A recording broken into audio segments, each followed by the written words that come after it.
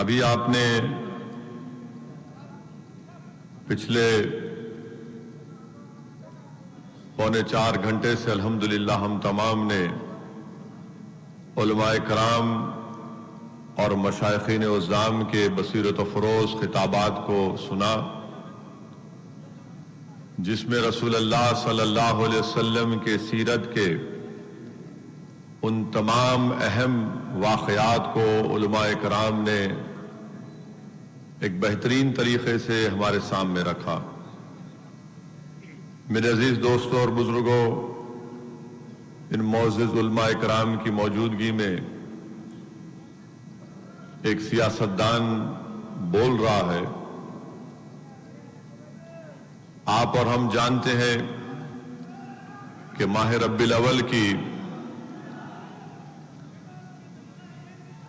بیٹھ جائیے بھائی، بیٹھ جائیے، بیٹھ جائیے، اسکرین بھی ہے ادھر، آپ بیٹھیے، بیٹھیے، تھوڑی دیر بیٹھ جائیے، زیادہ دیر نہیں بولوں گا، بیٹھ جائیے، بیٹھ جائیے، بیٹھ جائیے، بیٹھیے۔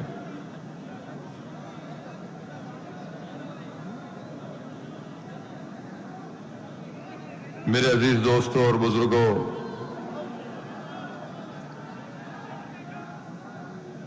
ماہ ربیع الاول کی تعلق سے علماء کرام نے یہ لکھا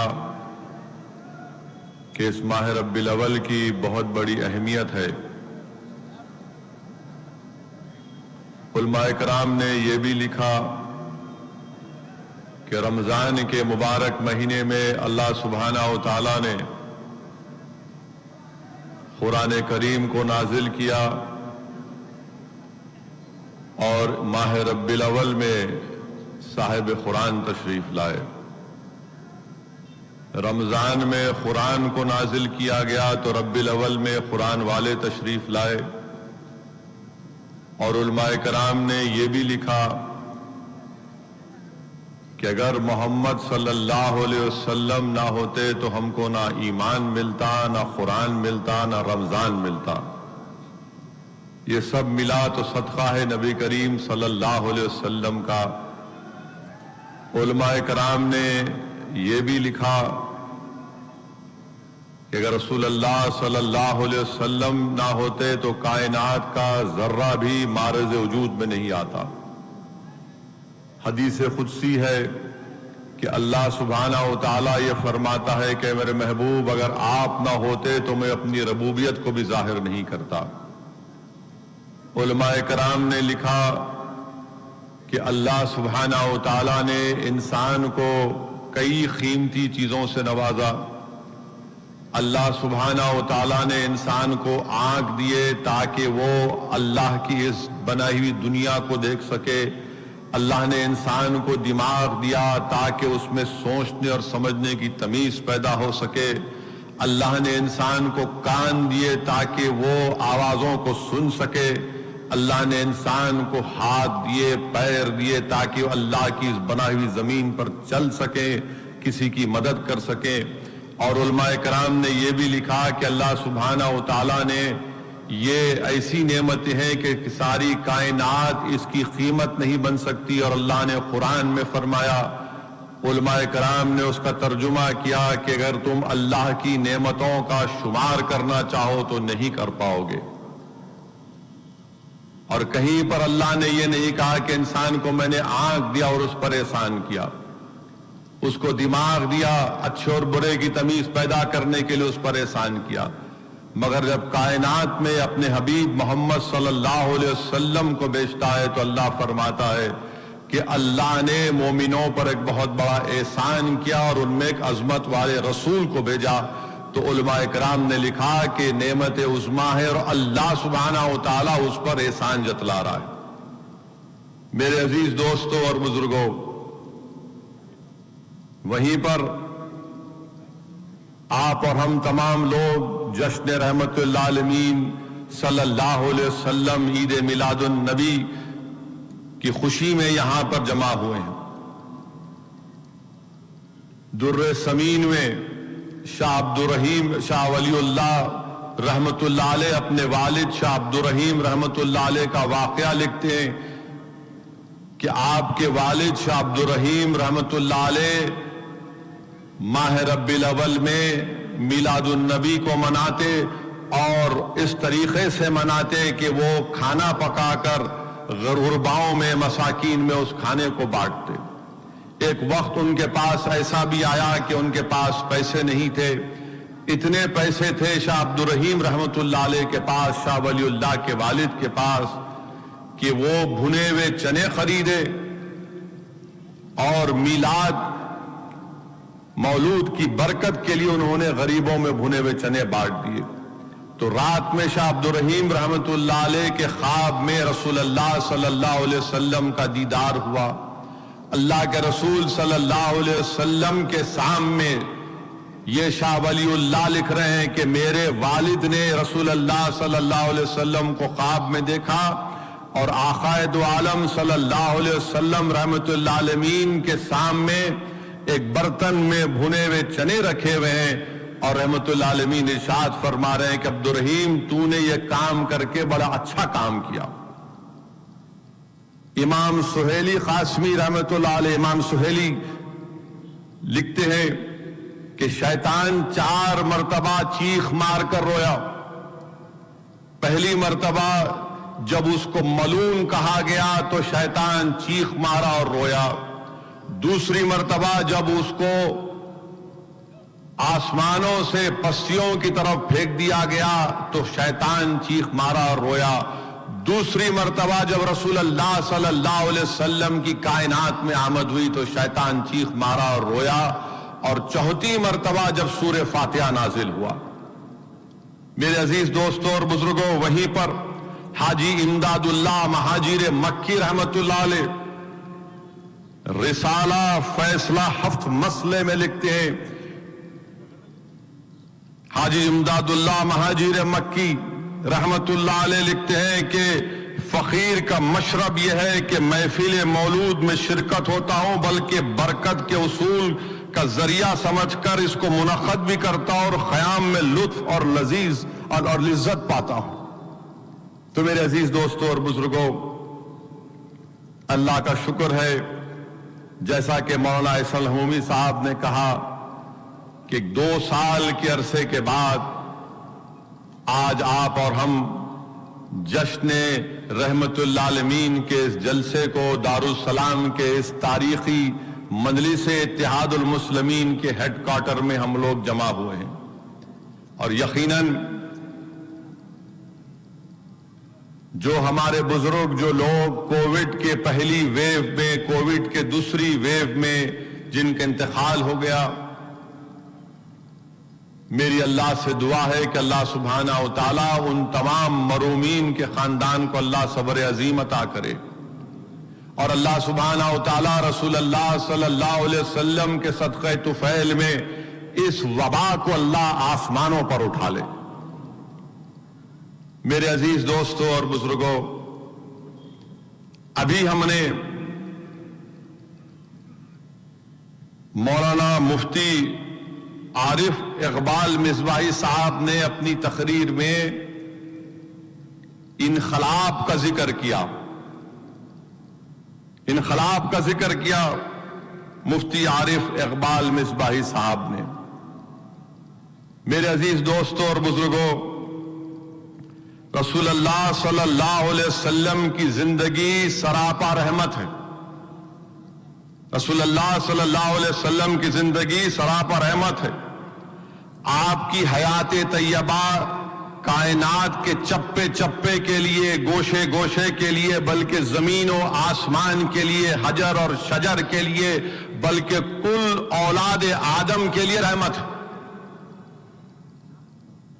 اور حضرت نے انقلاب کا ذکر کیا تو مضمون ایک دماغ میں آیا۔ دنیا میں کئی ریفارمر آئے، کوئی معاشیت کا ریفارمر آیا تو اس نے انقلاب پیدا کیا، کوئی معاشراتی ایک شخص آیا تو اس نے اس میں انقلاب پیدا کیا، کس نے سیاست میں مہارت حاصل کی تو اس میں انقلاب پیدا کیا، کس نے اہل سلطنت میں قابلیت اختیار کی تو اس نے اس کا انقلاب پیدا کیا۔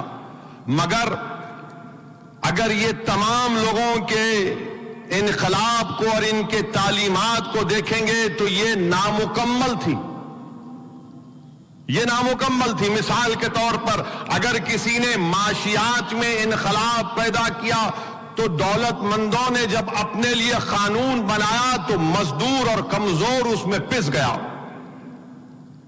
اہل حکومت اور اہل سلطنت نے جب دستور بنایا، قانون بنایا تو اس میں کمزور مجروح ہو گیا۔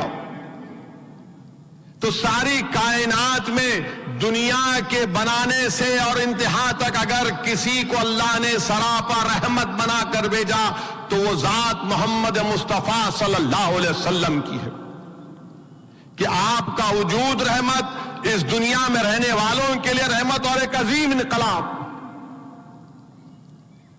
اسی لیے کسی شاعر نے کیا خوب کہا، بلکہ کسی عاشق نے کیا خوب کہا، وہ نبیوں میں رحمت لقب پانے والا،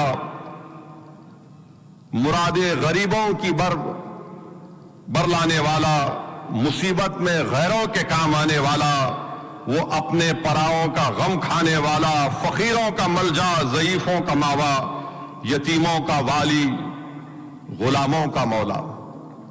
میرے عزیز دوستوں اور بزرگوں، تو ہم نے دیکھ لیا کہ انقلاب لائے مگر وہ انقلاب کا اثر نہیں رہا۔ کوئی انقلاب طاقت کے بلبوتے پر، بندوق کے بلبوتے پر، خون ریزی کے بلبوتے پر انقلاب آیا مگر انقلاب ختم ہو گیا۔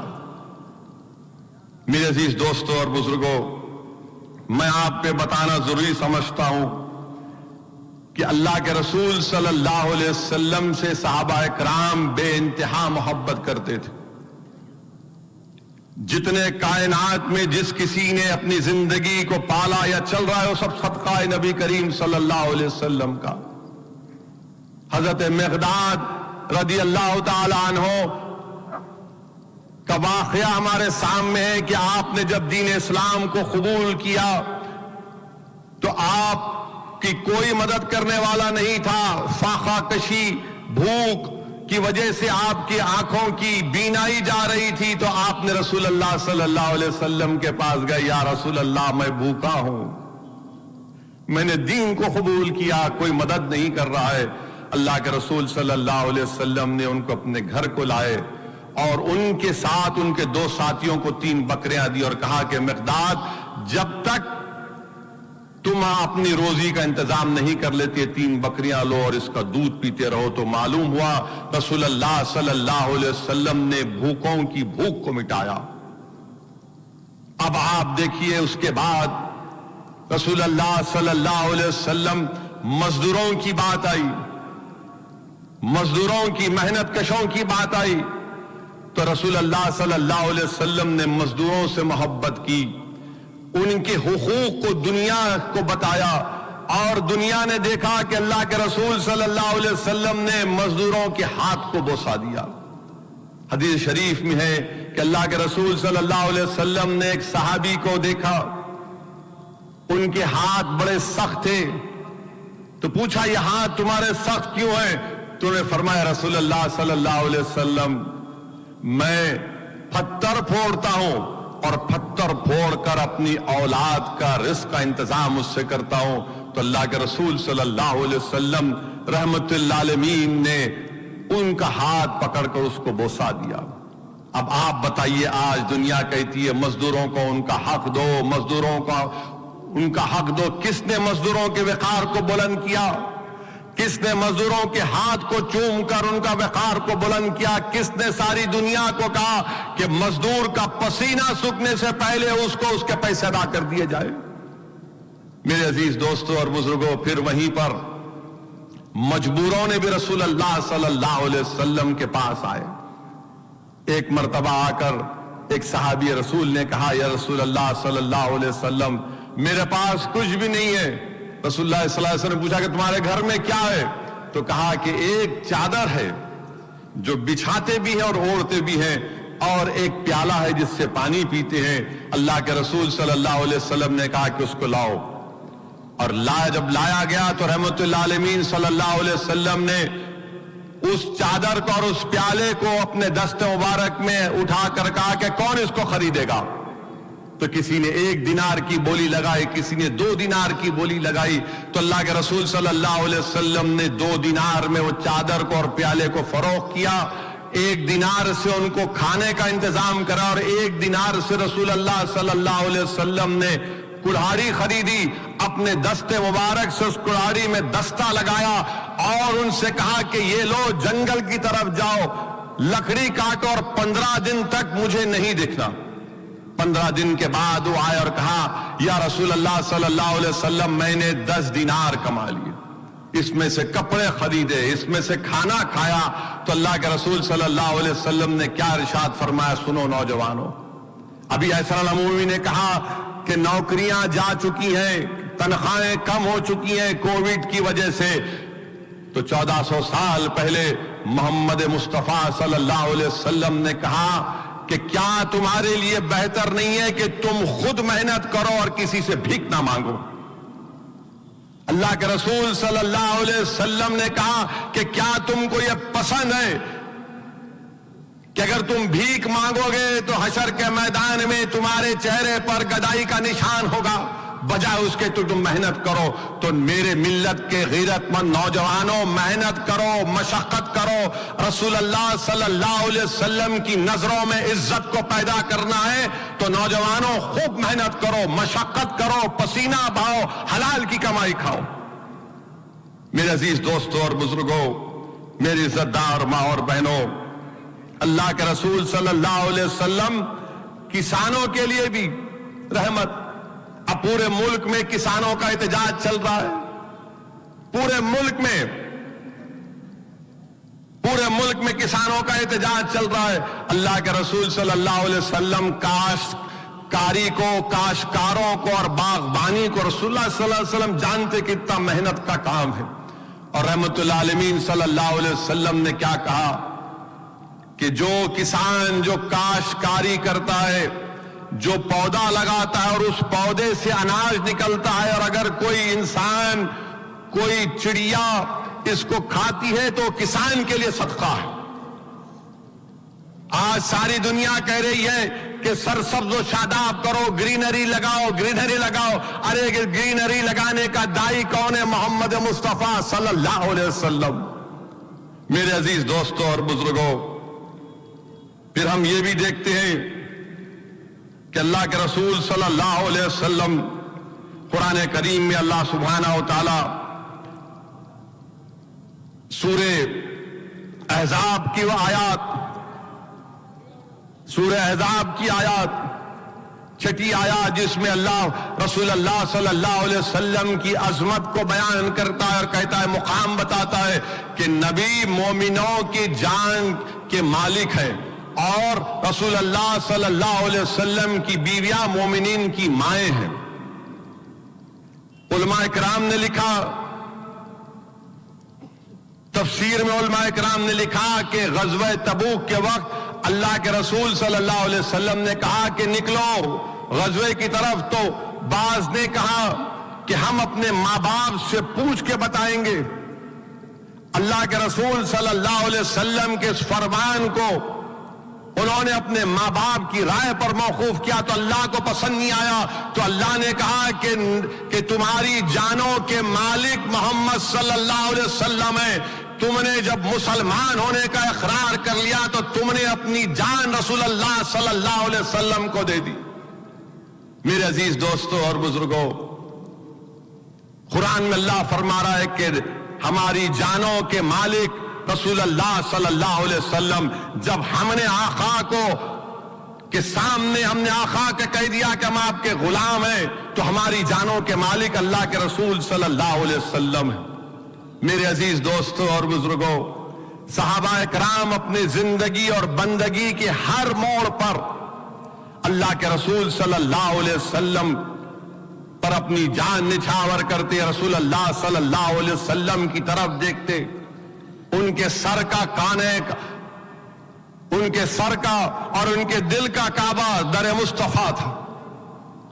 یہاں پر مجھے حضرت ابو ایوب انصاری رضی اللہ تعالیٰ عنہ کا واقعہ یاد آ رہا ہے کہ اللہ کے رسول صلی اللہ علیہ وسلم جب ہجرت فرما کر مدینہ شریف کو آئے تو آپ نے حضرت ابو ایوب انصاری کے گھر کو پسند فرمایا. 2 منزلہ بلڈنگ تھی. رسول اللہ صلی اللہ علیہ وسلم نے اس حضرت ابو ایوب انصاری کے گھر میں ٹھہرے تو رات میں ایک دن حضرت ابو ایوب انصاری اٹھ گئے, اوپری منزل پر تھے, رات بھر نہیں سوئے. صبح اٹھ کر رسول اللہ صلی اللہ علیہ وسلم کے پاس گئے اور بے انتہا رونا شروع کر دیے. اللہ کے رسول صلی اللہ علیہ وسلم نے پوچھا کیوں رو رہے ہو؟ تو کہا یا رسول اللہ صلی اللہ علیہ وسلم کیا میں نے گستاخی کی؟ کیا میں نے گستاخی کی؟ یہ ادب ہے رسول اللہ صلی اللہ علیہ وسلم کا, تعظیم ہے, ہوش اڑا دینے والا تعظیم. پھر آپ اور آپ کی بیوی حضرت ابو ایوب انصاری کی رسول اللہ صلی اللہ علیہ وسلم کی خدمت کرتے. ایک رات سردی کی ایسی بھی آئی کہ اوڑھنے اور بچھونے کے لیے ایک چادر, نیند کی حالت میں حضرت ابو ایوب انصاری کا پیر پانی کے برتن کو لگتا ہے, پانی نیچے گر جاتا ہے تو فوراً دونوں مل کر اپنی چادر نکال کر اس پانی پر ڈال دیتے. وہ یہ نہیں چاہتے کہ پانی رسول اللہ صلی اللہ علیہ وسلم کی نیند کو اس میں خلل پیدا کر سکے, اور رات بھر سردی میں زندگی رات بھر گزارتے ہیں سردی میں. حضرت ابو ایوب انصاری رسول اللہ صلی اللہ علیہ وسلم کو کھانا پکا کر رسول اللہ صلی اللہ علیہ وسلم کے دسترخوان پر رکھتے, اور دونوں کا حضرت ابو ایوب انصاری کا اور آپ کی بیوی کا یہ معاملہ تھا کہ اللہ کے رسول صلی اللہ علیہ وسلم کے کھانا کھانے کے بعد وہ جس جگہ پر رسول اللہ صلی اللہ علیہ وسلم جس برتن میں کھانا کھاتے اس کو اپنے پاس لاتے اور رسول اللہ صلی اللہ علیہ وسلم کے انگلیوں کے نشان کو تلاش کرتے اور وہاں سے کھانا کھاتے. ایک دن رسول اللہ صلی اللہ علیہ وسلم کھانا نہیں کھائے.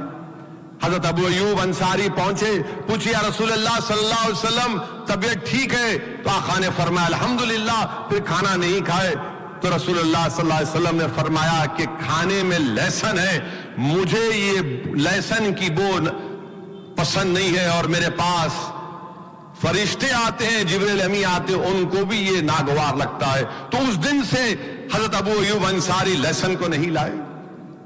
میرے عزیز دوستوں اور بزرگوں, اللہ کے رسول صلی اللہ علیہ وسلم ہجرت کے کیے مدینے کو 16 مہینے تک بیت المقدس کی طرف قبلہ تھا. اللہ کے رسول صلی اللہ علیہ وسلم کی عین خواہش تھی کہ میری امت کا قبلہ کعبۃ اللہ ہو. عین نماز میں حکم آیا کہ محمد صلی اللہ علیہ وسلم آپ اپنے قبلے کو کعبۃ اللہ کی طرف کریے. اللہ کے رسول صلی اللہ علیہ وسلم نے اپنا قبلہ بدلا تو صحابہ اکرام کا ڈسپلن, محبت دیکھیے کہ اپنے آپ کو فدا کرتے تھے رسول اللہ صلی اللہ علیہ وسلم پر. کسی نے نماز توڑ کر یا کسی نے جا کر رسول اللہ صلی اللہ علیہ وسلم سے نے پوچھا کہ یا رسول اللہ صلی اللہ علیہ وسلم آپ نے قبلہ بیت المقدس سے آپ نے کعبۃ اللہ کی طرف کیوں کیا؟ دیکھا کہ اللہ کے رسول صلی اللہ علیہ وسلم نے قبلہ بدلا تو صحابہ کرام نے بھی اپنا قبلہ بدل دیا. یہ محبت تھی صحابہ کرام کو.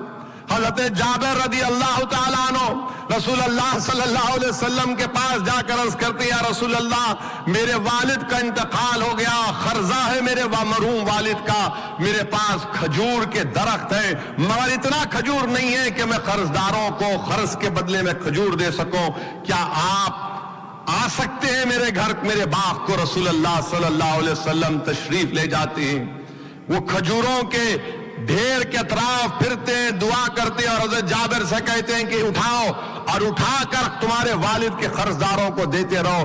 پورا قرض چکا دیتے مگر کھجور کی تعداد میں کمی نہیں آتی. میرے عزیز دوستوں اور بزرگوں, یہ صحابہ کرام رضوان اللہ تعالی اجمعین کی رسول اللہ صلی اللہ علیہ وسلم سے بے پناہ محبت. میرے عزیز دوستوں اور بزرگوں, اس جلسے کے ذریعے یہی پیغام دینا ہے کہ آپ کو اور ہم کو اللہ کے رسول صلی اللہ علیہ وسلم کی سنت پر صحابہ کرام کے واقعات, جو ابو مسعود رضی اللہ تعالیٰ عنہ اپنے غلام کو اپنے نوکر کو پیٹ رہے تھے, رسول اللہ صلی اللہ علیہ وسلم کا وہاں سے جانا ہوا, رسول اللہ صلی اللہ علیہ وسلم حضرت ابو مسعود جو اپنے نوکر کو غلام کو پیٹ رہے تھے اس کو دیکھ کر رسول اللہ صلی اللہ علیہ وسلم رنجیدہ ہوئے اور کہا کہ رسول اللہ صلی اللہ علیہ وسلم نے پکار کر کے ابو مسعود جس طرح تمہارا اس نوکر پر حق ہے اللہ کا تم پر اس سے زیادہ حق ہے. اللہ کے رسول صلی اللہ علیہ وسلم کے ارشاد کے بعد حضرت ابو مسعود تھرتھرانا شروع کر دیا اور کہا رسول اللہ میں اپنے اس غلام کو اپنے نوکر کو آج ہی اللہ کے لیے آزاد کرتا ہوں. کیا فرمایا آقا نے فرمایا کہ تم اگر نہیں کرتے تو جہنم کی آگ تم کو کھا لیتی. یہ غلاموں سے نوکروں سے برتاؤ کا طریقہ ہے. اور ہم کیا ہیں کہ مارتے ان لوگوں کو چہرہ بگاڑ دیتے. اس کا قصور کیا ہے؟ غریب ہے. اس کا قصور کیا ہے کہ گھر میں ایک پلیٹ یا 2 پلیٹ ٹوٹ گئی. رسول اللہ صلی اللہ علیہ وسلم کے ارشاد کو یاد رکھو میرے عزیز دوستوں اور بزرگوں. قوم اور ملت کے غیور نوجوانوں، مسلمانوں کا مستقبل تم ہو اور تم کو یہ برائیوں کو روکنا ہے. اگر کوئی قتل کر رہا ہے تو یاد رکھو آقا نے فرمایا کہ ہم سے نہیں ہے. جو برائیاں کرتا آقا نے فرمایا کہ ہم سے نہیں ہے، ہم سے نہیں ہے. جو قتل کر رہا ہے یاد رکھو حشر کے میدان میں سب سے پہلے فیصلہ اللہ اس کا کرے گا جس کا تم نے ناحق قتل کیا. رب کائنات جج ہوگا. آج کے زمانے کا کوئی ایڈوکیٹ کوئی وکیل نہیں ہوگا تم کو بچانے کے لیے. اللہ کے سامنے وہ مقتول کھڑا ہو کر کہے گا اللہ اس نے مجھے مارا تھا، میری جان لی تھی. تو اللہ کے سامنے تم کیا کرو گے؟ آج تم بچ جاؤ گے اپنی طاقت یا اپنے انفلوئنس پر، مگر اللہ کے سامنے تو حساب ہوگا نا. ایک قتل کرتا ہے تو ایک بیوی بیوہ ہو جاتی ہے، بچے یتیم ہو جاتے ہیں اور ضعیف ماں باپ اپنی بڑھاپے کا سہارا کھو دیتے ہیں. شرم آنی چاہیے ان ظالموں کو، شرم آنی چاہیے ان لوگوں کو بھی. اگر کسی کا قتل ہو رہا ہے تو آپ فون نکال کے ریکارڈنگ کر رہے ہیں 3 مار رہا 4 مار رہا. دیکھیں اس کو میں وائرل کرتا ہوں. ارے وہ سیل فون اٹھا کے ظالم پہ مارتے سر پہ کم سے کم تو ڈر جاتے یہ تمام بزدل لوگ، مگر ریکارڈنگ کرنے کا شوق ہے. مر رہا ہے چاقو چلا رہا ہے، انہیں ریکارڈنگ کرنا پہلے. یاد رکھو جو قتل کر رہے ہیں تم کو اللہ کے پاس جواب دینا ہے. کوئی اس وقت نہ جج نہ کوئی وکیل بچائے گا، اللہ حساب کرے گا. اور بچو سب سے پہلے قیامت میں حساب کتاب ناحق کسی کا قتل کرنے والے کا ہوگا. نوجوانوں تیسری چیز، بچاؤ اپنے آپ کو شراب سے، بچاؤ اپنے آپ کو ڈرگز سے، بچاؤ اپنے آپ کو گانجے سے، یہ وائٹنر سے. تم میرا مستقبل ہو. اگر تم ہی سٹا مار کے سو گئے تو پھر کیا ہوگا؟ نہیں، یہ نہیں ہے. دیکھیں آپ اگر تم سٹا مار کر سو جاؤ گے تو زمانہ تم پر چل کر چلا جائے گا، تم کو لاش بنا دے گا. تم مسلمانوں کے اسلام کی دیوار ہو. یاد رکھو نوجوانوں، اگر دیوار گر جائے گی تو مخالف اسلام طاقتیں اس کو راستہ بنائیں گی. تم کیسے پیو گے شراب؟ تم کیسے پیو گے گانجا؟ تم کیسے پیو گے وائٹنر؟ تم اس لیے پی رہے ہو کیونکہ تم عشق مصطفیٰ میں دیوانے نہیں ہو. اگر تم رسول اللہ صلی اللہ علیہ وسلم کے عشق میں دیوانے ہو جاؤ گے تو وہی نشہ تم کو دین اور دنیا میں کامیاب کر دے گا. مگر تمہارے دل میں کیا ہے؟ وائٹنر ہے، گانجا ہے. میرے عزیز دوستوں نوجوانوں، بچو ان برائیوں سے. تم قوم کا مستقبل ہو. تم کو ٹھہرنا ہے، تم کو سینہ تان کر ٹھہرنا ہے اپنی ماں کے لیے، اپنی قوم کے لیے، اپنے غریبوں کے لیے، مظلوموں کے لیے. اگر تم اپنی جوانی کو ان برائیوں میں برباد کرو گے تو پھر کیا رہ جائے گا؟ بتاؤ. تم تو ایک انسان کہلانے کی لائق نہیں ہوگے. چوتھی چیز، زنا سے بچو. زنا سے بچو. میں کئی نوجوانوں سے پوچھتا ہوں اور بولتے کہ ہم کو ان سے محبت ہو گئی. بچہ بھی بولتا، بچی بھی بولتی. تو میں ان کو بولتا ہوں جا کے شادی کرو نا. جاؤ اپنے ماں باپ سے جا کر کہو کہ اماں ابا مجھے ان سے محبت ہو چکی ہے، میں شادی کرنا چاہتا ہوں یا کرنا چاہتی ہوں. ماں باپ کا بھی کام یہ ہے، اگر اولاد آ کر بول رہی ہے تو ذرا سنو اس کو. اگر وہ کہہ رہا ہے کہ اماں میں روزے رکھا، اپنی نفسانی خواہشات کو پر کنٹرول کرنے کے لیے نہیں ہو رہا، میں شادی کرنا چاہتا ہوں، تو ماں باپ کا کام ہے اس پر غور کریں. اور اگر وہ بیٹا یا ان کی جو بچی ہے اگر نیک ہے تو بری بات کیا ہے؟ بری بات کیا ہے؟ سننا چاہیے. اور یہ ماں باپ کو بھی سمجھنا چاہیے کہ زمانہ بدل گیا، یہ 2021 ہے، 1969 نہیں ہے. یہ ان ماں باپ کو بھی دیکھنا چاہیے حالات کیا ہیں. تو زنا سے بچو. اور اگر شادی کرنا اگر تم میں ہے، تم برداشت بیوی کو سنبھال سکتے، کیونکہ یاد رکھو اسلام میں ذمہ داری شوہر کی ہوتی، بیوی کی نہیں ہوتی. تم اگر گھر چلا سکتے، بیوی کی ذمہ داری کھانا پکانا بھی نہیں. میں پھر سے کہہ رہا ہوں، مفتی صاحب بیٹھے، دونوں پوچھ لو جا کر میں جانے کے بعد. بیوی کی ذمہ داری کھانا پکانا نہیں ہے، بیوی کی ذمہ داری شوہر کے گھر کی عزت کو بچانا ہے. اگر عشق ہو گیا جو بولتے نا، تو جاؤ شادی کرو، ان کے ماں باپ کے پاس جاؤ، بولو کہ ہاں. اور ماں باپ کا کام یہ اس کو سننا. اور قرآن میں اللہ فرما رہا کہ زنا کے قریب بھی مت جاؤ، زنا کے قریب مت جاؤ. دونوں مفتیاء اکرام ہیں، انوار نظامی صاحب بیٹھے ہیں، مشائقین بیٹھے ہیں، پوچھ لیجئے ہم اپنی نگاہوں سے کسی غیر محرم کو، اگر مرد ہے تو غیر محرم عورت کو نہیں دیکھ سکتے، اگر بچی ہے تو غیر محرم مرد کو نہیں دیکھ سکتے. ہاں کام کرنا ہے وہ الگ بات ہے، مگر دیکھے جا رہے ہیں، دیکھے جا رہا ہے. ایسا دیکھ رہے کہ ایسا کچھ دکھ رہا نہیں دنیا میں. کئی مرتبہ میں روکتا ہوں، بھائی صاحب کیا کر رہے ہیں آپ؟ ارے آپ ہیں یہاں پہ؟ ملا ہاں ہم ہیں نا یہاں پہ، آپ کو دیکھ رہے ہیں، آپ کی آنکھوں کو دیکھ رہے ہم. ارے دیکھنے والے کسی کی بیٹی ہے، وہ کسی کی بیوی ہے یہ. اور یاد رکھو یہ دیکھنا نہیں، یہ سیل فون دیکھنا بھی گناہ ہے. تم بولیں گے نہیں روڈ پہ جا رہے تھے، یہ سیل فون میں بھی جو بے حیائی ہے اس سے بچو. میرے عزیز دوستوں اور بزرگوں، ان چیزوں پر نوجوانوں آپ کو غور کرنا ہے اور عمل کرنا ہے. اگر ہم رسول اللہ صلی اللہ علیہ وسلم سے سچی محبت کا دعویٰ کر رہے ہیں، غلامی کا ثبوت دینا چاہتے ہیں، تو ہم کو ایک نیک اور اچھے انسان بننا پڑے گا. اور یہ کیا ہے کہ اگر کوئی برقعے میں بچی جا رہی تو آپ اندر سے آپ کی مردانگی میں تکلیف آتی ہے. کیسا جا رہی انہیں برقع پہن کے ہماری بچی؟ روکو اس کو. انہیں برقع نہیں پہن کے گئی تو نہیں، کوئی بات نہیں. اور اگر مسلمان بچہ بچی کو بٹھا رہا تو اپنا بھائی ہے، انہیں گناہ نہیں، اس کا گناہ نہیں ہے. اور آپ کون ہوتے بھائی کسی کو روکنے والے؟ آپ ہوتے کون؟ آپ کیا سعودی عرب کی پولیس ہے؟ وہ بھی ختم ہو گئی وہاں پہ. آپ کا کام نہیں ہے قانون کو ہاتھ میں لینا. خواہ روکتے، کیسا بک کر لیتے.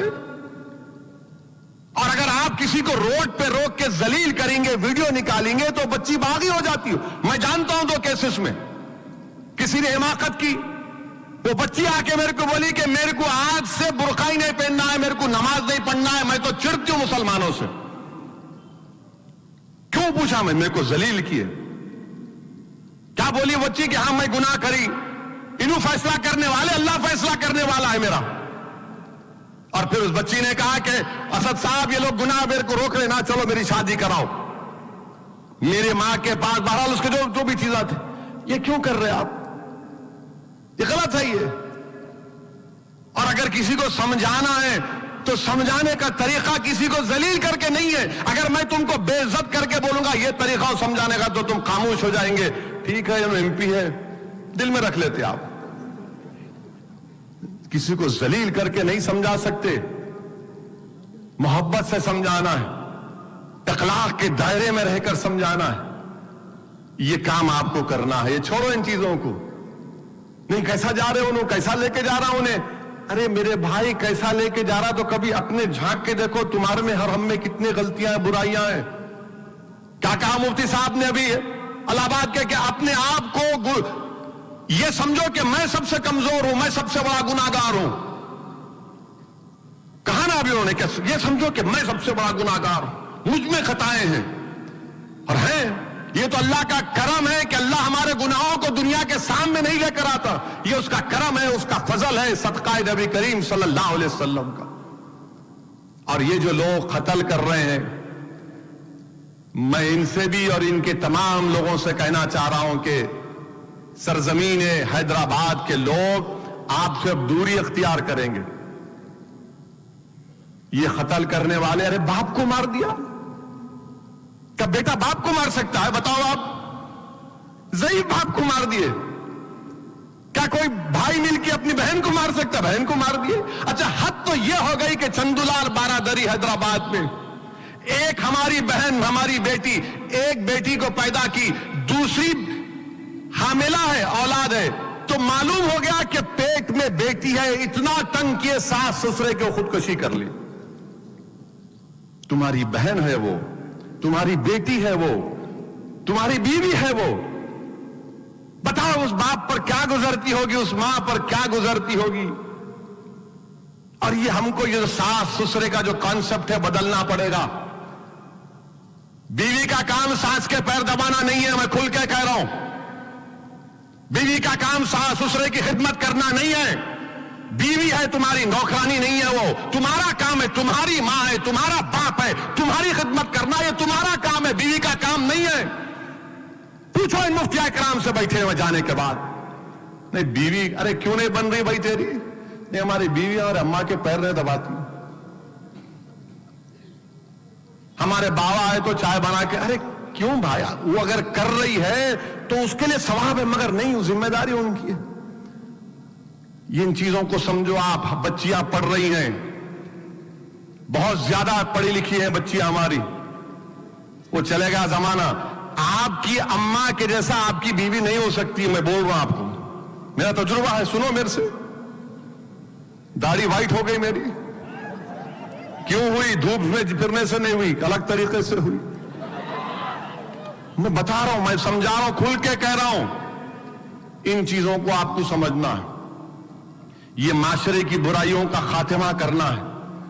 کیا آپ لوگ ان چیزوں پر غور کریں گے؟ کریں گے غور؟ یا خالی یہاں سے نکل کے کان میں سے نکل گیا اور بولتے رہتے, انہیں تقریر کرنا ان کا کام ہے, اپنے کو جو کرنا ہے کریں گے. نہیں, عمل کرنا ہے. آج ہم سرکار دو عالم صلی اللہ علیہ وسلم کا جشن رحمت اللہ عالمین کے جلسے میں جمع ہوئے ہیں. یہاں سے ایک نیت کرو, ایک عزم کرو. نوجوانوں, تم مستقبل ہو مسلمانوں کے, تم مستقبل ہو. اگر تم ایسا کرو گے تو پھر کیا رہے گا, کیا بچے گا بتاؤ؟ پھر کیا بچے گا بتاؤ نا؟ کون لڑے گا پھر؟ کون اٹھے گا؟ کون باطل طاقتوں سے مقابلہ کرے گا؟ کون فرقہ پرستوں کے خلاف ایک شیشہ پلائی ہوئی دیوار بن کر کھڑا ہوگا جب تم میں یہ برائیاں پیدا ہو جائیں گی؟ اس لیے میرے عزیز دوستوں اور بزرگوں, ان تمام چیزوں پر آپ کو غور کرنا ہے. اور پھر ایک اور اہم بات, مجلس اتحاد المسلمین کے خلاف, ہمارے خلاف ہر چیز میں, یعنی صبح میں مرغی انڈا نہیں دی, نصرالدین اویسی کی وجہ سے نہیں دی, یعنی ہر چیز میں نہیں, انہوں کرے, انہوں کرے, انہوں کرے, انہوں کرے. گھر میں ان کو کچھ ہو گیا, ارے انہوں گئے تھے اسد صاحب ہوں گے, انہوں کرے, صدر صاحب کرے ہوں گے. الیکشن لڑ رہے جا کر ہم اتر پردیش میں, کیا کیوں جا رہے آپ؟ کیا ضرورت ہے آپ کو؟ ارے جا رہے بھائی, کیوں نہیں جانا؟ نہیں وہاں کیوں جاتے صاحب, آپ اتنی دور کا سفر کیوں کر رہے آپ؟ آپ بارش میں تقریر کر رہے, پورا بھگ گئے. ایک صاحب میرے کو فون کر کے بولے, میں آپ کی داسنا کی تقریر دیکھا, پورا پانی میں بھگ گئے آپ تقریر کر رہے, لوگ بھی بھیگ رہے آپ کے ساتھ, یہ کیا بات ہے؟ میں بولا آپ کو کیا تکلیف ہو رہی, آپ پانی میں بھیگے کیا؟ آپ کو پانی آیا کیا؟ ارے نہیں میں دیکھ رہا ہوں نا. کیوں جا رہے آپ پانی میں بھگ کے؟ آپ تقریر کر رہے, وہ لوگ بھی تھالی مار رہے, نعرے لگا رہے. ملا بھائی صاحب وہ دیوانوں کی ٹیم ہے, ہم بھی دیوانے, ہم پانی میں بھگ کے بات کرتے, ہم پانی میں بھی بھگتے, آگ میں بھی کودتے, تلواروں سے بھی مقابلہ کرتے, زبان سے بھی کرتے, سب سے کرتے. تم کیا کرتے؟ تم خالی صوفے پہ بیٹھ کے. اچھا اس کے بعد صوفے سے اٹھنا ہے, یوٹیوب 2 منٹ کا ویڈیو بنا دیتے, 2 منٹ کا. ہمارا دیکھو ایسا, ارے یہ زمین پہ جاؤ, رسول اللہ صلی اللہ علیہ وسلم کا جلسہ ہے. کیا آقا دو عالم صلی اللہ علیہ وسلم نے یہ پیغام نہیں دیا اپنی امت کو کہ دعا بھی کرو اور میدان میں آؤ اپنی دعاؤں کو آزمانے کے لیے؟ کیا رسول اللہ صلی اللہ علیہ وسلم کے دندان مبارک شہید نہیں ہوئے؟ کہ اللہ کے رسول صلی اللہ علیہ وسلم کو طائف کے سفر میں اپنے خون میں نہانا پڑا؟ کہ اللہ کے رسول صلی اللہ علیہ وسلم, ہم نے ابھی سنا کہ صاحب بن ابی طالب میں بائیکاٹ ہوا, اونٹ کی اجڑی ڈالی گئی جس مبارک پر. صدیق اکبر کو اتنا مارا گیا کہ چہرے پر ناک نہیں دکھ رہی تھی صدیق اکبر کے. نواسہ رسول کو کربلا میں شہادت دینا پڑا. ایک نہیں, اہل بیت کے پورے خاندان کے لوگ اپنی گردنوں کو کٹا دیے. اور تم بول رہے کیا کر رہے, کیوں جا رہے بھائی, کیوں خطرہ مول لے رہے آپ؟ کیا کریں گے؟ ضد ہے خطروں سے مقابلہ کرنے کی, خطرہ مول لے رہے. تم میری زندگی کی گارنٹی لیتے کیا؟ میں کل تک صبح تک زندہ رہوں گا, کوئی کسی گارنٹی نہیں لے سکتا. آج سے 2 دن پہلے ایک صاحب میرے کو بولے صبح دارالسلام کو آ رہا ہوں میں, آپ رہے؟ والا بالکل آئیے. معلوم ہوا فجر کی نماز پڑھے, لیٹے, انتقال ہو گیا. زندگی کا کوئی بھروسہ نہیں ہے. تو اس لیے, اور ہمارے جو غیر مسلم دوست ہے بولتے کیا یار کیوں اتنی محنت کر رہا ہے؟ میں ان کو بولتا ہوں بھائی صاحب ہمارے پاس اونلی 1 لائف ہے, اونلی 1 لائف. ری انکارنیشن تو ہے ہی نہیں اپنے پاس. ایک زندگی گزارنے دو نا میرے کو, جیسا چاہتا گزارنے دو میرے کو. تم کو کیا تکلیف ہو رہی؟ مگر ان کو تکلیف ہر چیز میں. بہار میں الیکشن لڑے, بہت پکارے, اللہ نے کامیابی دی. سیمانچل کی سرزمین پہ لاکھوں سلام, اللہ نے ان کے دلوں میں مجلس کی محبت ڈال دی. آپ اتر پردیش میں لڑ رہے ہیں, یوگی کو ہرائیں گے, ہمارا مقصد ہے. مودی کو ہرائیں گے, ہمارا مقصد ہے. مودی کی آنکھ میں آنکھ ڈال کر بھارت کی پارلیمنٹ میں اگر بہادری کے ساتھ, تمام دلائل کے ساتھ اگر کوئی بولتا ہے تو اس کا نام اویسی اور امتیاز جلیل ہے. اب یہ لوگوں کو سمجھ میں نہیں آتا, انہوں خالی یوٹیوب 2 منٹ کا خالی, 2 منٹ کا خالی, یہ نہ تو فون کرتے, فون, یہ پورے ایسے باکڑے پہلوان, یا فون یا یوٹیوب. ارے آؤ میدان میں آؤ. ہاں مجھے یہ فخر ہے کہ میرے سرزمین دکن سے میرا تعلق ہے, بالکل فخر ہے. ہم یہاں سے نکل کر اتر پردیش جا رہے, بہار جا رہے, مہاراشٹر جا رہے, جھارکھنڈ جا رہے, تمل ناڈو کو جا رہے. کیوں جا رہے, کس لیے جا رہے؟ ایک طرف ہے, ایک تکلیف ہے کہ ناانصافی ہو رہی ہے, انصاف ہونا چاہیے. اور الزامات ہم پہ لگاتے, میرے کوئی فکر نہیں, الزام لگاؤ, جتنا الزام لگاتے لگاؤ, مجھے کچھ ہونے والا نہیں ہے. تم جتنا مجھ پہ الزام لگاؤ گے اتنی شدت سے میں کام کروں گا انشاءاللہ تعالی. جتنا تم میرے خلاف بولو گے میں اور طاقت سے کام کروں گا. تم جتنا پکارتے پکارو, میرے حوصلے میں, میرے عزم میں کمی آنے والی نہیں ہے. تم نہیں جانتے اسد الدین اویسی کو. میں سلطان صلاح الدین اویسی کا بیٹا ہوں. تم جتنا بولتے بول لو. یہ دارالسلام مجلس کو کیا ایسے ملا؟ مجلس کو ایسے ملا دارالسلام؟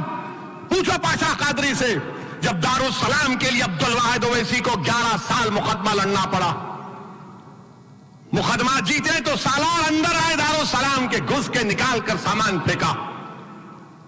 ये इमारत इंजीनियरिंग कॉलेज की, ये तमाम इमारतें घर में बैठने से बनी।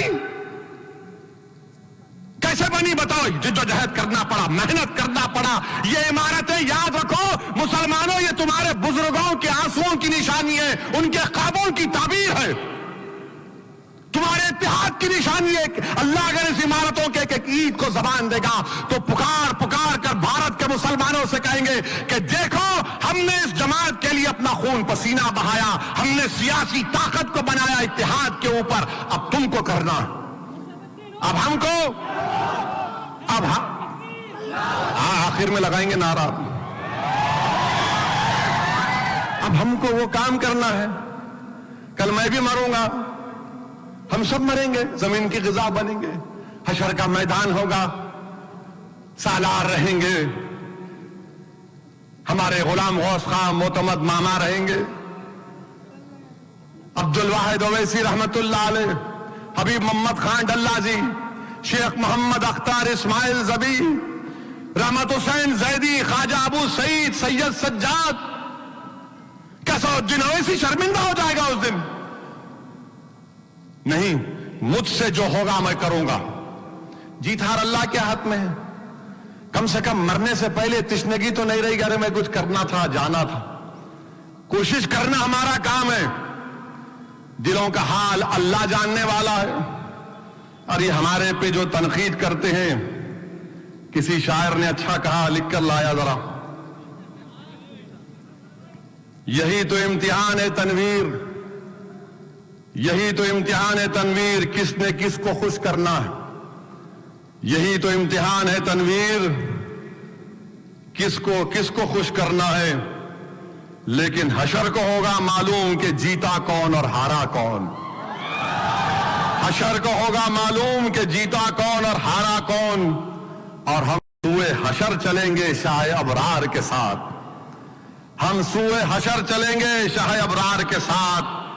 और काफिला होगा रवा काफिले सालार के साथ। ये तो तैबा की मोहब्बत का असर है, वरना कौन रोता है लिपट कर दरो दीवार के साथ। ऐ मजर हम भी सुनेंगे कोई नाते रंगीन, गर मुलाकात होगी शायर दरबार के साथ।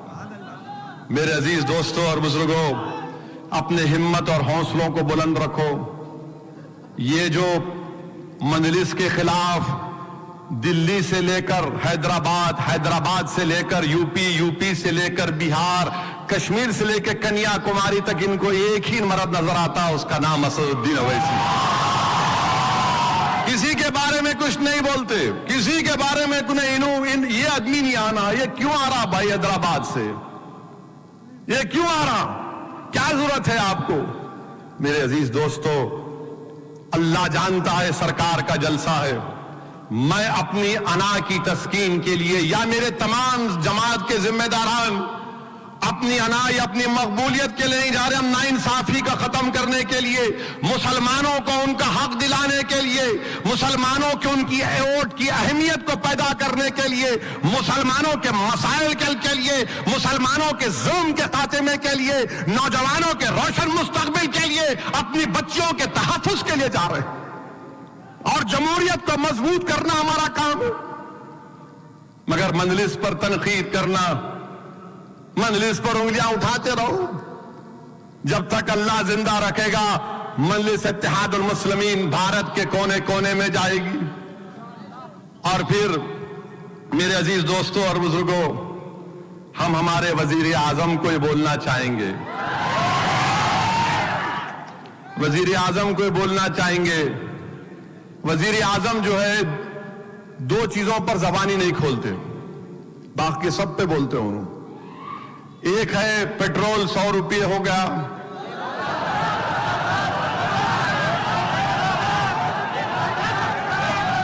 डीजल 70 रुपये। मैं होना बोल के बोल रहा हूं, ये सुनना ना। अब आप बताओ, बैठिए बैठिए, अभी खत्म नहीं हुआ, बैठिए। भारत के वजीर आजम पेट्रोल पे कुछ बोलते ही नहीं, डीजल पे कुछ बोलते ही नहीं। قیمتیں آسمان کو چھو رہی ہیں، بھارت کے وزیر اعظم کچھ نہیں بولتے. سنچری ہو گئی پیٹرول ڈیزل کی، مگر پردھان منتری بول رہے متروں فکر مت کرو. اور چین ہمارے ملک میں گھس کے بیٹھ گیا. جب پلوامہ پاکستان نے کیا تو مودی نے کہا تھا گھر میں گھس کے ماریں گے، ہم نے کہا مارو گھس کے. مگر اب چین ہمارے گھر میں گھس کے بیٹھا ہے، انہوں کچھ ہی نہیں کر رہے. ڈیمچاک میں، ڈیبسانگ میں، ہاٹ سپرنگ میں چین بیٹھا ہوا ہے. اتراکھنڈ میں چین بھارت میں ٹیسا چمن میں ٹہل کے آتا ہے، آ کے توڑ کے جاتا ہے. اروناچل میں چین آتا ہے، کچھ نہیں کر رہے بھارت کے پردھان منتری. بھارت کے پردھان منتری چین کے بارے میں بولنے سے ڈرتے. ایسا لگتا ہے کبھی کبھی چائے میں بھی چینی نہیں ڈالتے، نہیں چین نکل جائیں گے. اور تیسری بات، ہم بھارت کے پردھان منتری سے یہ پوچھنا چاہ رہے مودی جی، 9 فوج کے سپاہی ہمارے بہادر مارے گئے. کتنے؟ 9 فوج کے سپاہی مارے گئے. اور 24 تاریخ کو انڈیا پاکستان کا T20 ہوگا. مودی جی کیا آپ نے نہیں کہا تھا کہ فوج مر رہی ہے اور منموہن سنگھ کی سرکار بریانی کھلا رہی ہے؟ 9 فوج کے سپاہی مر گئے تو آپ T20 کھیلیں گے. پاکستان کشمیر میں T20 کھیل رہا ہے بھارت کے لوگوں کے جانوں سے. بہار کے قریب کام کرنے والوں کا قتل ہو رہا ہے، ٹارگیٹڈ کلنگ ہو رہی ہے. کیا کر رہی ہے آئی بی امت شاہ؟ انٹیلیجنس کیا کر رہا ہے کشمیر میں؟ ہتھیار آ رہے ہیں اور آپ کیا میچ کھیلیں گے؟ پاکستان کے پاس سے ٹیررسٹ آ رہے ہیں. کون سا سیز فائر آپ نے کیا LOC پر؟ کیوں کیا آپ نے ایسا سیز فائر کیا کہ ڈرون سے ہتھیار آتے؟ 370 نکالا تو بہت بولے تھے سب ختم ہو گیا کشمیر میں. کیا ختم ہوا؟ کچھ ختم نہیں ہوا. ٹارگیٹڈ کلنگ کشمیر میں ہو رہی ہے. یہ مودی سرکار کی ناکامی ہے جو کشمیر میں ہو رہا ہے. آپ کے پاس کوئی پالیسی نہیں ہے ٹیررزم کے اوپر. اور میرے عزیز دوستوں، بزرگوں، میں نے آج ایک 27 سالہ نوجوان سے یہ پوچھا کہ بتاؤ تم کو موجودہ بھارت کیسے لگتا ہے؟ یہ 27 سال کا نوجوان ہے.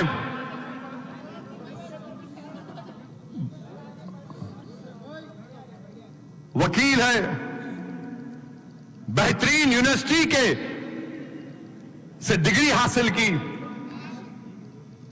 میں نے کہا بتاؤ کہ تم کو موجودہ بھارت کیسا دکھتا ہے؟ تو اس نوجوان نے مجھے کہا کہ اسد صاحب میں بات تو نہیں کروں گا، میں لکھ کے بھی جاتا ہوں آپ کو.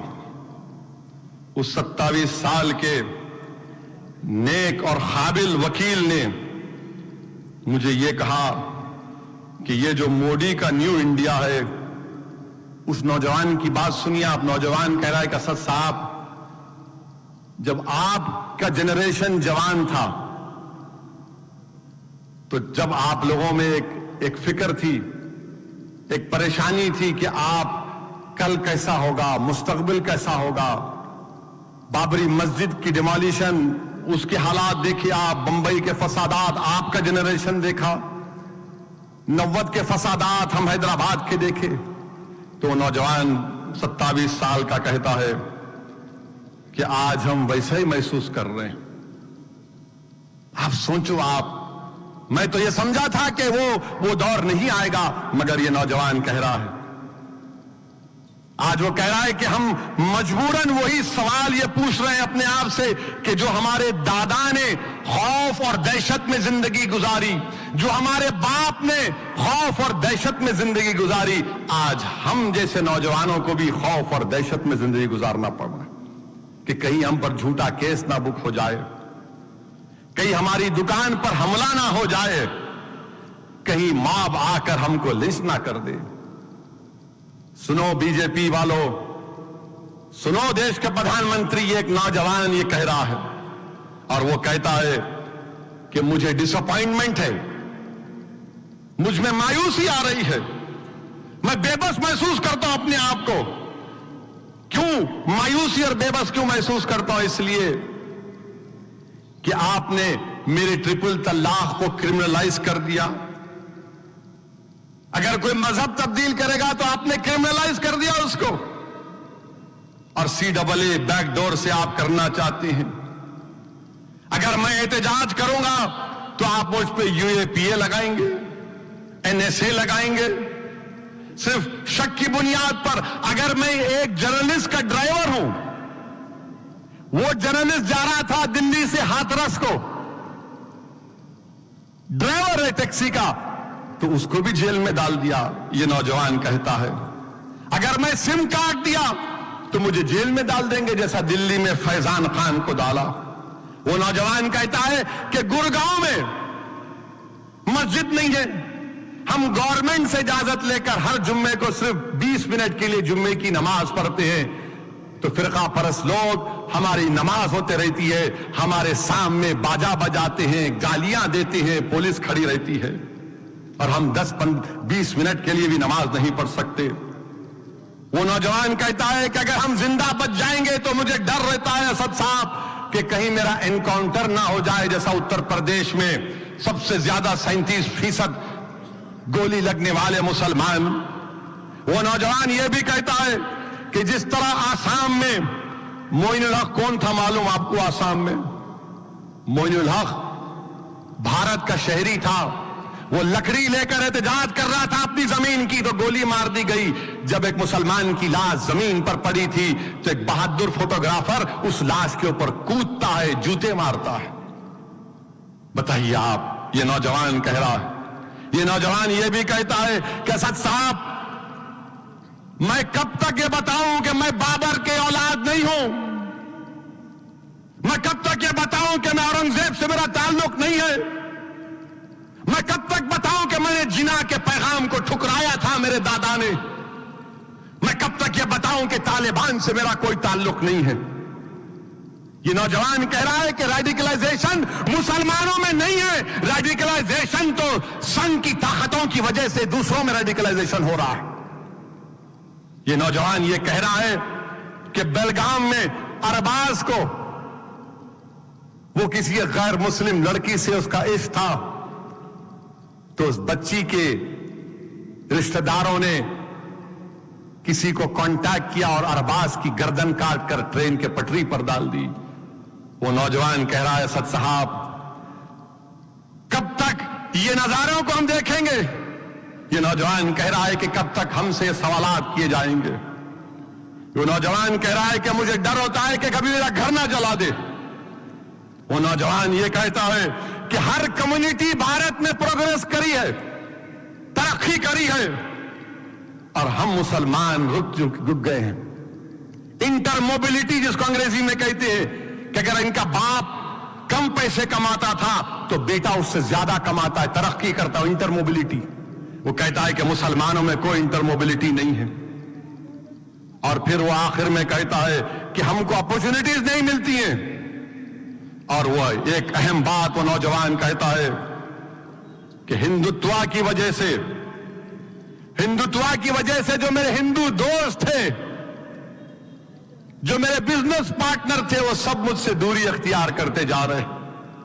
मोदी जी, ये एक 27 साल के मुस्लिम नौजवान की आप बीती है, क्या इसमें सच्चाई है या नहीं है? बताओ आप। ये एक नौजवान तकलीफ से कह रहा है, काबिल नौजवान है। मैंने पूछा, बताओ तुमको कैसे लगता है जो बीजेपी बोलती न्यू इंडिया? मेरे अजीज दोस्तों और बुजुर्गों, हमको अपने हौसलों को बुलंद रखना है, डरने और घबराने की जरूरत नहीं है। ये एक ही जिंदगी हो, खूब सजदों में अपने सर को झुकाओ, रातों में उठो, गरीबों की मदद करो, मजलूमों की मदद करो, और कुछ भी नहीं कर सकते तो अल्लाह से हाथ उठाकर भीख मांगो, अल्लाह तू मुझे इतना नहीं दिया, मैं तुझसे भीख मांग रहा हूं, इसकी मदद करो। सहारा बनो गरीबों का, मजलूमों का। ये मत देखो कि मुसलमान है या नॉन मुस्लिम है, मदद करो एक दूसरे की। अपने किरदार को अच्छा करो, बेहयाई से दूर रहो, نوجوانوں، تم مسلمانوں کے مستقبل ہو، تم بھارت کے مستقبل ہو. You are the future of this country. You are the future of the Muslim community. تم نہیں گر سکتے. تم کو اٹھنا ہے. تم کو اٹھنا ہے، کیونکہ کل تمہارے کندھوں پر یہ قوم اور ملت کی ذمہ داری تم پر آنے والی ہے. تم کو اپنے حوصلوں کو بلند رکھنا ہے. مایوسی کو قریب آنے نہیں دینا ہے. مایوسی کو قریب آنے نہیں دینا. اگر کل یہ معلوم بھی ہو جائے کہ اسد الدین اویسی کو کسی نے مار دیا یا کچھ بھی کر دیا، تب بھی تم کو اللہ اس کے رسول کا واسطہ اپنے حوصلوں کو بلند رکھنا. حوصلوں کو بلند رکھنا. انسان آیا ہے تو جانے کے لیے آیا ہے، مگر جب تک ہم زندہ رہیں گے اپنی ماؤں کو شرمندہ نہیں کریں گے. ہم اپنے بزرگوں کو شرمندہ نہیں کریں گے. زندہ رہیں گے تو غازیوں کی طرح رہیں گے، اور مریں گے تو شہیدوں کی طرح موت ہوگی انشاءاللہ تعالی. مگر اپنے حوصلوں کو بلند رکھو، متحد رہو، مسجدوں کو آباد رکھو. مسجدوں کو آباد رکھو. جاؤ کم سے کم ایک وقت کی نماز، 2 وقت کی نماز جاؤ مسجد کو. پہلے جیسا مسجد میں جاتے آپ، ہمارے شیخ ہیں بہت بڑے، آپ پہلی بار مسجد جاتے شیطان بولتا او ہو جا رہا تو مسجد کو. اندر مسجد میں جاتے کی بولتا دیکھ تیرا فون کا دوست آنے والا ہے، فون آنے والا ہے. تو ایک وقت جاؤ، ایک فرض نماز پڑھو. سلولی نفس کو سمجھانا پڑتا. آباد رکھو، زنا کے قریب مت جاؤ. تم کو اگر کوئی بچی پسند ہے یا بچی کو بچہ پسند ہے، انہیں نیک ہے، اور بچیوں سے کہہ رہا ہوں اماں تمہارا خیال رکھ سکتا ہوں انہیں، do it, get married. What is wrong in that? جب پیار کیا تو ڈرنا کیا؟ مگر تم پالنا تمہارا کام ہے. ہاں نہیں، انہیں موٹر سائیکل لے کے نہیں آئی، 5 تولے سونا نہیں ملا، 200 لوگوں کی بریانی نہیں کھلائی گوشت کی. ہاں خالی یہاں نہیں بولنا، وہاں بھی بولنا. نہیں میرے کو نہیں معلوم، ہمارے اماں بول رہے تھے، میں کیا کروں؟ میرے کو نہیں ہونا صاحب. اماں بول رہے تھے، اماں چلاتے تمہاری اسپلینڈر کی موٹر سائیکل؟ ہاں اماں چلاتے، تم چلاتے. یہ سب چیزاں چھوڑو، یہ ذیلی چیزاں ہیں. شراب سے دور رہو. اگر تم برائی کا خاتمہ نہیں کر سکتے تو کم سے کم ان برائی کے مرکز کو جا کر اس کی روشنی میں، اس کی پاپولیرٹی میں اضافہ تو مت کرو. کم سے کم یہ تو ہم کر سکتے. نام رسول اللہ صلی اللہ علیہ وسلم کے نام لیوا ہے. اللہ کے رسول صلی اللہ علیہ وسلم کے ہم غلاموں کے غلام ہیں. اور جو گناہگار ہیں، یاد رکھو اس دنیا میں بہت سے لوگ گناہگار ہیں اور اللہ معاف کرنے والا ہے. اللہ سے امید باندھ کے رکھو، ہمت سے، حوصلے سے کام کرو، اور مجلس اتحاد المسلمین کے لیے دعا کرو کہ اتر پردیش میں اللہ مجلس کو کامیاب کرے، کہ اللہ سبحانہ و تعالیٰ اتر پردیش میں رسول اللہ صلی اللہ علیہ وسلم کے صدقے طفیل میں مجلس کے اراکین اسمبلی کو اللہ منتخب کرائے، تاکہ ودھان سبھا میں جا کر، اتر پردیش کی ودھان سبھا میں ہمارے شیر جا کر اتر پردیش کے مسلمانوں کی ناانصافی کا اور انصاف کا مطالبہ کر سکیں، ناانصافی کا خاتمہ کر سکیں. اتنا تو آپ کر سکتے نا. اور کل جلوس نکلے گا نا. ارے کیا کر رہے، ٹھہر جاؤ، گھیرے میں لے.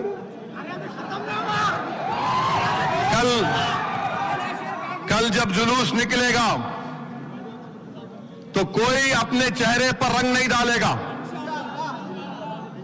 ارے تم انسان ہو، رنگ ڈال رہے، ایسی غلیظ صورت دکھتی تمہاری. چم کیا ہے یہ؟ اور وضو سے رہو. جب تمہارے ہاتھ میں جھنڈا ہے یا رسول اللہ لکھا ہے تو وضو سے رہو. اگر کوئی کسی کو تکلیف مت دو. کوئی ہمارا غیر مسلم بھائی ہے، اس کو اعتراض ہے تو اس کو سمجھاؤ، بازو سے جاؤ. نہیں کسی کی عبادت گاہ کے سامنے آ کے آپ بھی ناچ رہے، نہیں، وہ غلط ہے۔ کل جب جلوس نکلے گا تو عشق کے مظاہرے کرنا، محبت کے مظاہرے کرنا، غلامی کے مظاہرے کرنا رسول اللہ صلی اللہ علیہ وسلم سے۔ طاقت کے مظاہرے کے لیے جلوس نہیں نکالا جاتا، وابستگی محبت کی بنیاد پر جلوس نکالا جاتا ہے پورے بھارت میں۔ اور اپنے بچوں کو پڑھاؤ، کوئی اسکول میں نہیں جا رہا آج کل، گورنمنٹ اسکول میں ڈالو اپنے بچوں کو، مدرسوں کو مضبوط کرو، آپ نوجوانوں محنت کرو، جستجو کرو، روزی حاصل کرو، اللہ رزاق ہے، اللہ رزق دینے والا ہے، اور حالات سے سمجھوتا مت کرو، حالات سے مایوس مت ہو، انشاءاللہ تعالی یہ ظلم کا خاتمہ ہوگا، یہ ظلم ختم ہوگا، یہ ناانصافی ختم ہوگی، یہ ظالم لوگ اقتدار کو ایسا چھوڑیں گے، اللہ ان کو ایسا نکالے گا کہ برسوں برسوں لگ جائیں گے ان کو دوبارہ اقتدار میں آنے کے لیے۔ تو آپ اسلام میں پوری طرح داخل ہو جائیے، شیطان سے بچیے، اللہ کے رسول صلی اللہ علیہ وسلم کی سنت پر، قرآن کی سنت پر عمل کریے۔ آپ کا بے حد شکریہ کہ آپ اتنی دیر تک اس جلسے میں شرکت کی۔ کل نعتیہ مشاعرہ ہے، اس میں بھی شرکت کریے۔ السلام علیکم ورحمۃ اللہ وبرکاتہ۔ نعرہ تکبیر۔